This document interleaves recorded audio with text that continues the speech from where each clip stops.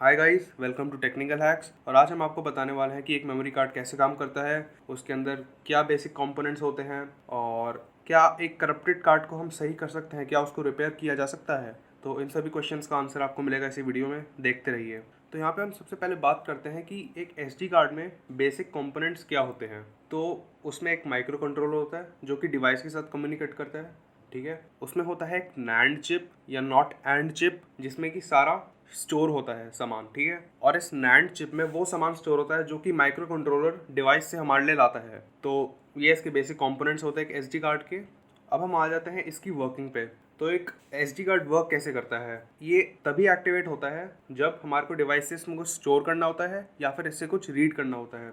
इसकी वजह से इसका पावर कंजम्पशन बहुत कम होता है, ठीक है। उसके बाद जो एस डी कार्ड्स होते हैं उनमें कोई भी मूविंग पार्ट नहीं होते, तो हम उनको एस एस डी भी कह सकते हैं, सॉलिड स्टेट ड्राइव। और क्योंकि उनमें कोई मूविंग पार्ट्स नहीं होते तो उनका लाइफ स्पैन काफ़ी अच्छा खासा होता है और उनमें हमारे को मेमोरी लॉस देखने को भी बहुत ही कम मिलता है। और अगर वो गिर जाते हैं या कुछ हो जाता है उनमें तो भी कोई मेमोरी का लॉस होता नहीं है, ठीक है। और क्योंकि इनमें नैंड स्टोरेज यूज़ होती है तो नैंड स्टोरेज की अपनी एक प्रॉपर्टी होती है कि वो अपने में ही काफ़ी स्ट्रांग होती है, काफ़ी रेजिलियंट होती है, वो आसानी से टूटती वगैरह नहीं है, ठीक है। तो इससे हमारी मेमोरी कार्ड का लाइफ स्पैन और भी बढ़ जाता है, ठीक है। और डेटा राइट की बात आती है अगर यहाँ पे, तो एक मेमोरी कार्ड में हम 10,000 से 1 लाख बार तक सेफली हमारे डेटा को रीराइट कर सकते हैं, जिसका मतलब है कि उसके बाद हमारे को वो डेटा वापस से मिल भी जाएगा। लेकिन अगर आप अच्छी क्वालिटी का कार्ड यूज कर रहे हैं तो वो 1 लाख हो सकता है नंबर, और अगर बेकार क्वालिटी का कार्ड यूज कर रहे हैं तो वो 10,000 ही हो सकता है। इसलिए हमेशा हमारे को 3 से 5 साल के बीच में अपना मेमोरी कार्ड बदल लेना चाहिए ताकि हमारा डेटा लॉस ना हो। और यहाँ पे एक और बात ध्यान देने की है, जब भी आप अपने मेमोरी कार्ड से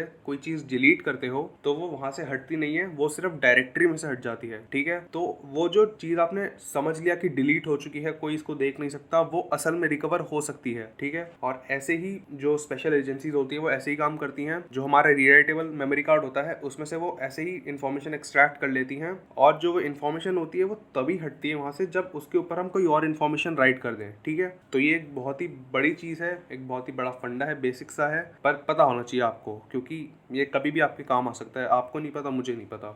इसके बाद हम आते हैं एक एसडी कार्ड के फीचर्स पे। तो कुछ कुछ एसडी कार्ड्स में एक राइट प्रोटेक्शन के लिए फिजिकल स्विच दिया जाता है। अगर हम उसको ऑन कर देते हैं तो फिर उसके बाद जो मेमोरी कार्ड है हमारा, उसमें जब उस स्विच को ऑन कर दिया उसके बाद कभी भी हम उसमें कुछ नहीं लिख सकते हैं, ना ही कुछ ओवरराइट कर सकते हैं, सिर्फ और सिर्फ रीड कर सकते हैं, ठीक है। तो ये मतलब काफ़ी कम मेमोरी कार्ड्स में देखा जाता है, लेकिन जिसको ज़रूरत पड़ती है वो तो यूज़ करता ही है। जिसको उससे भी ज़्यादा प्रोटेक्शन चाहिए होती है वो अपने कमांड्स वगैरह बनाता है, अपने ऐप्स वगैरह बनाते हैं और उसको उस मेमोरी कार्ड में लगा देते हैं ताकि उनको प्रोटेक्शन मिल जाए पासवर्ड का या जो भी उनको चाहिए। और फिर इसके बाद हम आते हैं सबसे मेजर पॉइंट पे, क्या कोई करप्टेड कार्ड सही हो सकता है।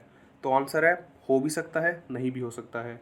देखिए 30 से 40% चांस रहता है कि वो ठीक हो जाएगा, ऐसा कहती है कुछ सॉफ्टवेयर्स, वो क्लेम करते हैं ऐसा कि हम रिपेयर कर सकते हैं, लेकिन हमेशा ये ट्रू नहीं होता। कभी कभार अगर कार्ड बहुत पुराना हो जाता है तो वो बिल्कुल भी सही नहीं हो सकता, लेकिन अगर मान लीजिए 2 से 3 साल पुराना है और करप्ट हो गया तो चांसेस है कि वो सही हो जाएगा और आपका डेटा रिकवर भी हो जाएगा। तो यही था इस वीडियो में। और अगर आपको वीडियो अच्छी लगी तो लाइक कर दीजिए, शेयर कर दीजिए, सब्सक्राइब कर दीजिए चैनल को, और ऐसे ही देखते रहिए। Thank you.